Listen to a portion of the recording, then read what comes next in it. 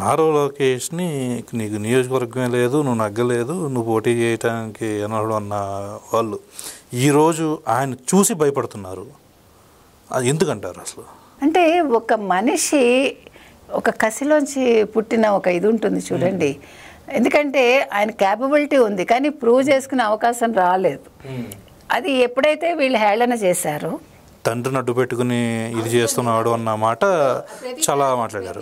చాలా మందికి అది జరుగుతుందండి. ఇప్పుడు మీరు సినిమా ఇండస్ట్రీ తీసుకోండి ఫర్ ఎగ్జాంపుల్. ఇప్పుడు రామ్ చరణ్ అనలేదా, నాగార్జున అనలేదా, ఇంకో అంటే చాలామంది అల్లు అర్జున్ అనలేదా, మరొకళ్ళు అనలేదా, వాళ్ళందరూ కూడా ఫస్ట్ తండ్రి ద్వారా వచ్చిన తర్వాత వాళ్ళేంటో ప్రూవ్ చేసుకున్నారు. ఇవాళ ఒక రామ్ చరణ్ తండ్రి చిరంజీవి అనే ఒక పేరు వచ్చింది. అలాగే నాగార్జున తండ్రి నాగేశ్వరరావు, అంటే అటు వైస్ వెర్సా అనమాట. అదేవిధంగా ఇప్పుడు మీకు రాహుల్ గాంధీ లేడా, అయితే రాహుల్ గాంధీ అనేవాడు ప్రూవ్ చేసుకున్నాడా లేదా మనకు అనవసరం. కానీ ఇక్కడ లోకేష్ గారి విషయానికి వచ్చేసరికి ఏం జరిగిందంటే, ఆయన తనే తనే శిల్పం చేసుకున్నాడు.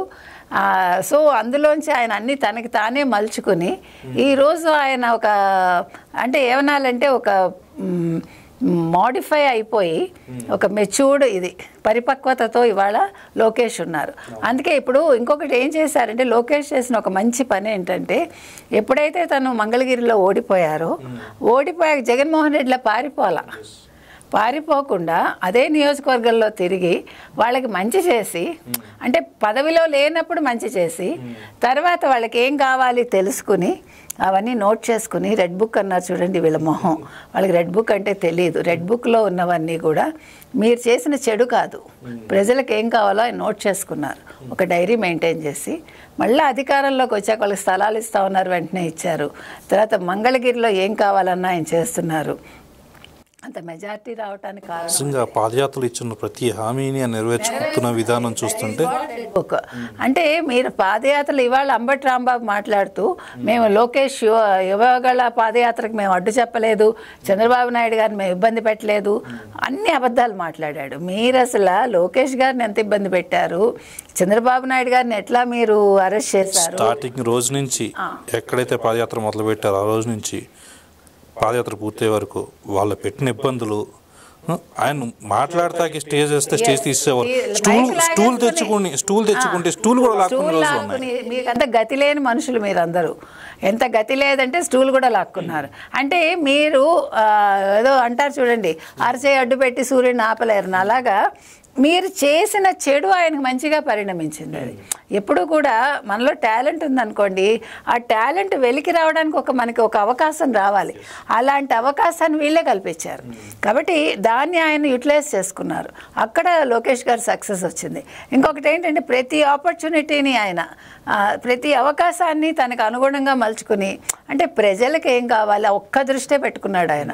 నేను గెలవాలి అన్న ఆలోచన కూడా పెట్టుకోలే. ఫస్ట్ థింగ్ అది గెలవడానికంటే కూడా నేను ప్రజలకు ఏం చేయాలి అనే ఒక నాయకుడిగా ప్రజలకి ఎలా అందుబాటులో ఉండాలి, ఎలా వాళ్ళకి ఇబ్బందులు ఎలా సాల్వ్ చేయాలి అన్న దాని మీద దృష్టి పెట్టారు. గెలవకపోవడం immaterial, that is not the thing. ఆయన ఆలోచించింది ఏంటంటే, ఫస్ట్ ప్రజల్లోకి మనం వెళ్ళాలి, మమేకం అవ్వాలి, వాళ్ళ కష్ట సుఖాలు తెలుసుకోవాలి.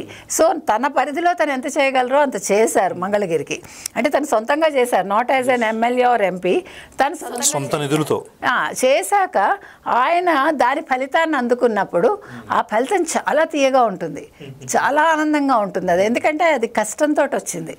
కాబట్టి ఆ రకంగా లోకేష్ని చాలా మంచి చేశారు వైసీపీ వాళ్ళు. నన్ను అడిగితే ఎప్పుడు కూడా మనకి ఎప్పుడు కసి ఎక్కువైతుందంటేనండి, మీకు హర్డిల్స్ ఇచ్చే కొద్దీ మీరు ఏం చేస్తారంటే, ఎస్ ఇదే ఫస్ట్ కష్టం అనిపిస్తుంది, సెకండ్ కొద్దిగా కష్టం అనిపిస్తుంది, థర్డ్ ఇంకొంచెం కష్టం, తర్వాత అలవాటు అయిపోతుంది.